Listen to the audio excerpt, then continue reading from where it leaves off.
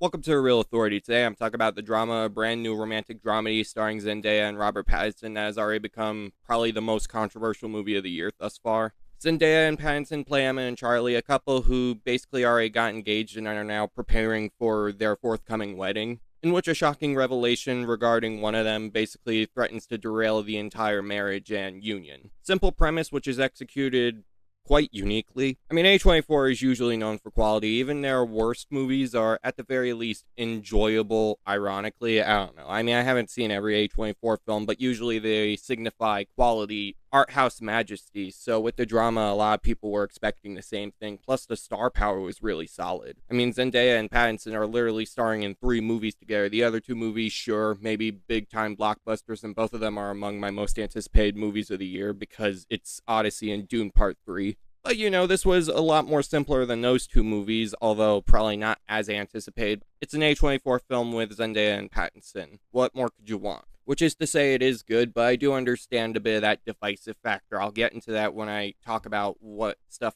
that I really didn't like as much as some of the other elements. Starting off with the positives, acting's really great. Like, I feel like Zendaya and Pattinson have this unique as well as strong chemistry, but also a bit at odds. The movie sells their romance pretty well, and they are up to task with their performances, but when it goes into much more darker directions, that sinister tone really does present itself in the film, and it really does affect the characters, especially Pattinson. I mean, Pattinson is known for usually fitting perfectly in whatever screenplay is in, so I do feel like he does a great job, but Zendaya is doing awesome too. Rest of the cast did solid. Lina Haim is another standout, but I really do feel this is Zendaya and Pattinson's movie, and if their performances weren't this strong, this movie kind of would have fallen flat unless they got a much more inspired pairing outside of them, but I just don't see that happening. So yeah, they definitely sell this movie and are the stars of the show. Christopher Borgli as the director and screenwriter, like, I do feel it has some issues, but for the most part, this was absolutely well executed. It's a well told story and narrative that's not afraid to get a bit wacky and uncomfortable, and those kinds of movies, like, you really need great execution to have it work, and I feel like Borgli does a fantastic job with it. Alongside Borgli and Joshua Raymond Lee's editing, like, I do feel it has a frenetic pace that really doesn't, well, very rarely relents. Then again, the pacing is going to be discussed a little bit later in this review, but I feel like with the editing, it really does disorient you whenever it wants to, but also leave a bit of room to,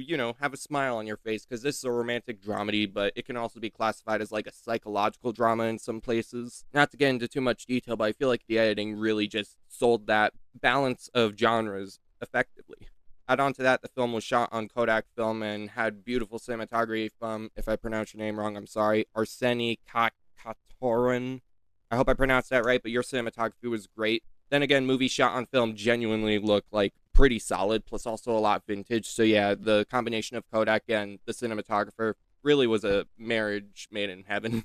Daniel Pemberton's score, absolutely exceptional, really just selling the vibes that you're supposed to get, or at least the numerous vibes you're supposed to get with this movie, whether it's romantic, whether it's suspenseful, whether it's just, I don't know, crazy. Pemberton does a great job at selling that. Plus, I really do feel overall the make or break of the experience is definitely the unbridled and unrestrained chaos that this movie is executed as. Like, it's not really straightforward as the premise makes it seem to be, but it's done in such a gleeful manner that even if the plot isn't as like straightforward or as sensible as you would hope for it to be, and even if it does get convoluted in a few places, the movie is executed in such a way where the convolution doesn't really become an issue and you're just along for the ride, depending on whether or not you vibe well with the experience or not, which leads me into my mixed to negative complaints. Like, I do feel it's a mostly solid movie, but there are a few issues which really do hold it back from being like a grand masterpiece, and I can understand why it has this divisive reception. I admit to having fun with it, but I really do feel that one aspect, which will be kind of the make or break for the experience. No spoilers, but the plot says a shocking revelation or something threatens to derail the wedding. And that element kind of casts a shadow on the entire movie, for better and worse. Like, I feel like if you're not prepared for it, it can border on bad taste and probably improper execution. Like, I really don't want to get into it. It's addressed in a way, but it's not really like commented on, aside from the fact that it's threatening this marriage,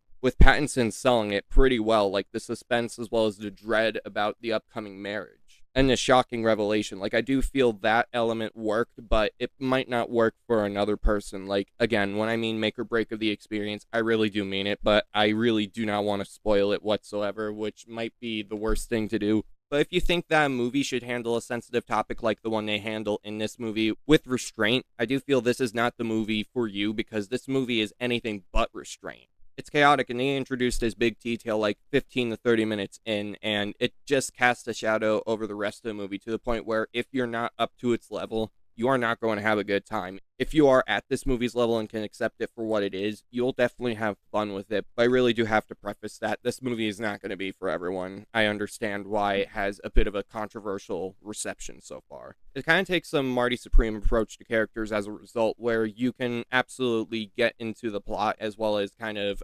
inexplicably root for characters, but you can't say they're like a good person or something and that they should win. But you're absolutely engaged in wanting to see what happens next. That's why the screenplay is so strong. Although I will say, even though it's not like a major deal, I do feel there are some pacing issues, mainly toward the end of the movie, but thankfully the craziness picks itself back up and it just becomes, I don't know, a delight of a time that's not for everyone. So I guess I'll just leave it there. The Real Authority approves.